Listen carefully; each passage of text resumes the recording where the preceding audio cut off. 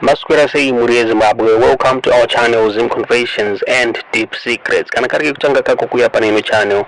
Please don't forget to subscribe. Kana uchingwa garoga subscriber. Don't forget to comment and share this video. Nasi muri Zimbabwe takuigira nyaya ya Scott Sakupkanya uyo ari ku campaign kuita NP ku Mabvuku tafara muri Zimbabwe. Ni nyaya kanaka nyaya kusimudzira jumbo yake Mabvuku muri Zimbabwe.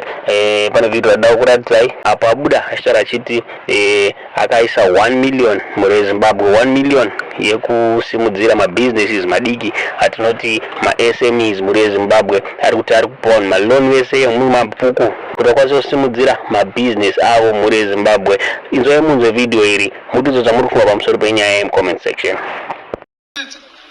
Munhu wega ne business rake rari kuita ndakaisa 1 million US pa business iroro.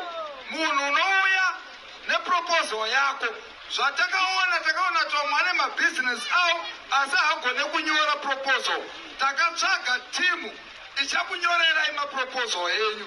Hauna kwaratirao yaunoenda nayo, chako chete kumonorepresenta chi business rako.